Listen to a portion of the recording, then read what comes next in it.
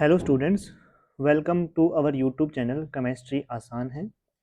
तो university exams को ध्यान में रखते हुए आज मैं आपको BSc third semester unit number 4 electrochemistry के मोस्ट इंपॉर्टेंट क्वेश्चंस डिस्कस करने वाला हूं। ये क्वेश्चन या तो आपके 10 नंबर में आएंगे या फिर आपके 20 नंबर में आएंगे। ठीक है, जैसा कि आप जानते हो कि आपके इलेक्ट्रोकेमिस्ट्री में दो पार्ट हैं, मतलब दो चैप्टर हैं। पहला तो इलेक्ट्रोकेमिस्ट्री फर्स्ट और दूसरा इलेक्ट्रोकेमिस्ट्री सेकंड। तो चलिए डिस्कस करते हैं। सबसे पहला इंपॉर्टेंट क्वेश्चन है, इसमें पूछ रखा है define specific conductance and equivalent conductance. तो स्टूडेंट्स, आपने डिफरेंट टाइप की कंडक्टेंस पढ़ी थी, जैसे कि आपने सिंपल कंडक्टेंस के बारे में पढ़ा था, फिर आपने स्पेसिफिक कंडक्टेंस पढ़ी थी, फिर मोलर कंडक्टेंस पढ़ी थी, और फिर आपने इक्विवेलेंट कंडक्टेंस पढ़ी थी। तो चार टाइप की कंडक्टेंस आपने पढ़ी थी। उसमें से आपके जो सिलेबस में मेंशन है वो दो टाइप की मेंशन है। पहला तो है स्पेसिफिक कंडक्टेंस और दूसरा है इक्विवेलेंट कंडक्टेंस। मतलब चांसेस है कि ये दोनों ही आएंगे पेपर में। ठीक है, तो ये तो हो गया पहला पार्ट क्वेश्चंस का। अब दूसरा क्या पूछ रखा है इन्होंने, ये कह रखा है कि discuss in detail the effect of dilution dilution on both specific and equivalent conductance.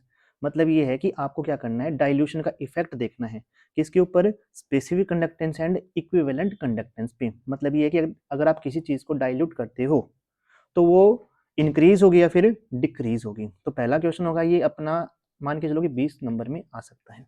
ठीक है, सेकंड इंपॉर्टेंट क्वेश्चन ये है, explain Arrhenius theory of electrolytic dissociation. मतलब ये है कि अर्हीनियस थ्योरी को अपने को क्या करना है, एक्सप्लेन करना है ऑफ इलेक्ट्रोलाइटिक डिसोसिएशन। मतलब ये है कि कोई इलेक्ट्रोलाइट कैसे डिसोसिएट होता है उसको हमें बताना है। ओके, तो अर्हीनियस थ्योरी के कुछ 4 से 5 नहीं 5 से 6 पॉइंट होंगे, तो आप उनको एक बार देख के चले जाना एग्जाम में। ठीक है, उसके बाद में इंपॉर्टेंट ये है कि आपको ओसवर्ल्ड डाइल्यूशन लॉ का डेरिवेशन करना है। जैसे आपने पढ़ा होगा ये वाला formula K is equal to C alpha square 1 minus में अल्फा। तो ये जो आपका जो फॉर्मूला निकल के आता है यही क्या है, ओसवर्ल्ड डाइल्यूशन लॉ है। तो इसका क्या करना है, आपको डेरिवेशन करना है। क्या करना है, डेरिवेशन करना है। ठीक है, अब थर्ड क्वेश्चन देखो। थर्ड क्वेश्चन भी ध्यान से देखना क्योंकि पिछली बार पेपर में आया था।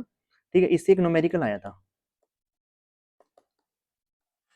अगर आप प्रीवियस ईयर पेपर देखते हो तो वहाँ पे आपको पता लगेगा कि कोलरोच लॉ से क्या आया था, पिछली बार न्यूमेरिकल आया था। तो थर्ड क्वेश्चन ये है कि state Kohlrausch law of independent migration of fine.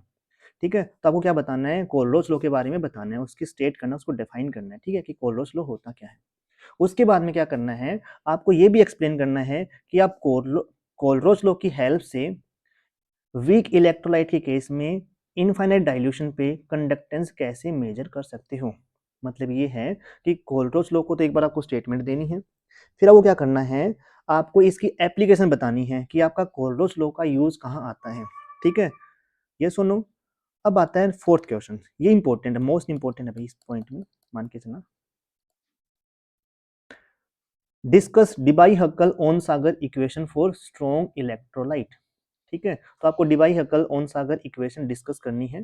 ठीक है, इसके अंदर दो टर्म इंपॉर्टेंट आती है, पहला होता है एसिमेट्रिक इफेक्ट और दूसरा होता है इलेक्ट्रोफोरेटिक इफेक्ट। ठीक है, तो ये दोनों किसके अंदर है, Debye Huckel Onsager equation या थ्योरी के अंदर है। तो आप इनको एक बार जरूर देख के जाना। ठीक है, लास्ट वाला है एक्सप्लेन कंडक्टोमेट्रिक टाइट्रेशन, कि आपको कंडक्टोमेट्रिक टाइट्रेशन क्या करनी है, एक्सप्लेन करनी है। यहाँ पे 4 टाइप बनते हैं, उन चारों टाइप को डिस्कस करनी है।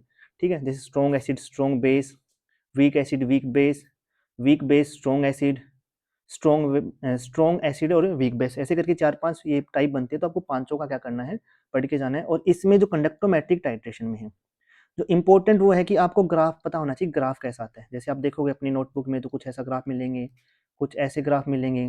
ठीक है, तो ये सारे ग्राफ आपको एक बार देखे जाने हैं। तो आप थ्योरी कम लिख देना, बट इन ग्राफ को बना के आना है। तो ये अपने पास में इलेक्ट्रो फर्स्ट के 5 इंपॉर्टेंट क्वेश्चन हैं, एक बार आप इनको जरूर देख के जाना। ठीक है, अब मैं नेक्स्ट स्लाइड में इलेक्ट्रो सेकंड के 5 इंपॉर्टेंट क्वेश्चन डिस्कस करने वाला हूँ। अभी अपन देखेंगे इलेक्ट्रो पार्ट सेकंड के 5 मोस्ट इंपॉर्टेंट क्वेश्चन। तो सबसे पहला क्वेश्चन है, derive relationship between EMF of a reversible cell and the thermodynamic properties. मतलब ये है कि आपको थर्मोडायनेमिक प्रॉपर्टीज और जो ईएमएफ है इसके बीच में रिलेशनशिप बताना है। वो जो थर्मोडायनेमिक प्रॉपर्टीज है वो कौन कौन सी है, तो सबसे पहला दे रखा है फ्री एनर्जी चेंज। क्या होता है फ्री एनर्जी चेंज, इसको अपन गिब्स फ्री एनर्जी बोलते हैं और इसको रिप्रेजेंट करते हैं डेल्टा जी से। ठीक है, दूसरा दे रखा है हमारे पास में क्या, एंथैल्पी चेंज। क्या दे रखा है, एंथैल्पी चेंज, और एंथैल्पी चेंज को अपन रिप्रेजेंट करते हैं डेल्टा एच से। और जो थर्ड वाला है क्या, एंट्रोपी चेंज, इसको रिप्रेजेंट करते हैं किससे, डेल्टा एस से। मतलब ये है कि आपको जैसे ईएमएफ हो गया और डेल्टा जी के बीच में रिलेशनशिप बताना है, ईएमएफ और डेल्टा एच के बीच में, और ईएमएफ और डेल्टा एस के बीच में रिलेशनशिप बताना है। जैसे मैं अगर आपको थोड़ा सा बताऊं यहाँ पे, तो जो डेल्टा जी होता है ये इक्वल होता है minus N F E cell. ठीक है, जहाँ पे एन क्या होते हैं, मोल्स ऑफ इलेक्ट्रॉन, एफ क्या होता है, फेराडे कांस्टेंट, और ये क्या है, ई सेल, जिसके अपन ईएमएफ बोलते हैं इसको। ठीक है, तो इसके बीच में रिलेशनशिप बताना था, तो ये वाला फॉर्मूला याद करना आपको। ठीक है, दूसरा अपने पास में क्या होता है, डेल्टा एस, एंट्रोपी। ठीक है, तो एंट्रोपी का क्या फॉर्मूला होता है हमारे पास में, ये होता है एन एफ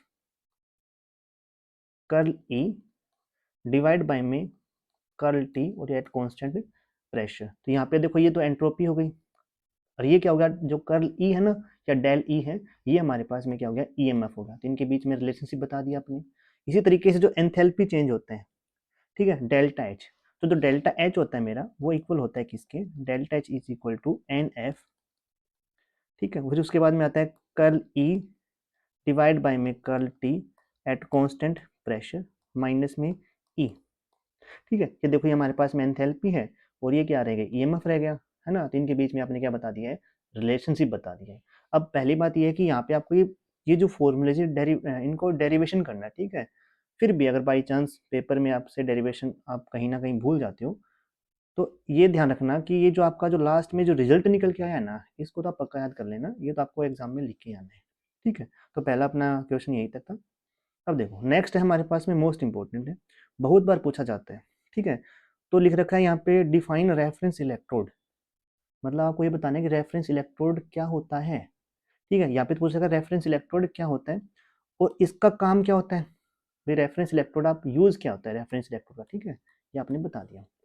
और उसके बाद में लिख रखा है कि आपको क्या बताना है, आपको कंस्ट्रक्शन बतानी है और वर्किंग बतानी है किसकी, कैलेमल इलेक्ट्रोड की। ठीक है, तो यहाँ पे आपको कैलेमल इलेक्ट्रोड है ना, कैलेमल इलेक्ट्रोड, इसकी कंस्ट्रक्शन और वर्किंग बतानी है। ठीक है, अब ये थोड़ा ध्यान में रखना, एग्जाम्पल भी पूछ सकते हैं कि रेफरेंस इलेक्ट्रोड कौन कौन से होते हैं। पहला रेफरेंस इलेक्ट्रोड होता है एस एच ई शी। ठीक है, इसको अपन बोलते हैं स्टैंडर्ड हाइड्रोजन इलेक्ट्रोड। ठीक है, एक होता है reference electrode she, standard hydrogen electrode, तो इसकी वर्किंग आ सकती है और इसकी भी कंस्ट्रक्शन आ सकती है। और जो दूसरा रेफरेंस इलेक्ट्रोड मेरा होता है वो होता है कैलेमल इलेक्ट्रोड, जिसके बारे में ऑलरेडी क्वेश्चन के अंदर पूछ रखा है। ठीक है, तो ये अपना हो गया है क्या, सेकंड क्वेश्चन का पार्ट ए।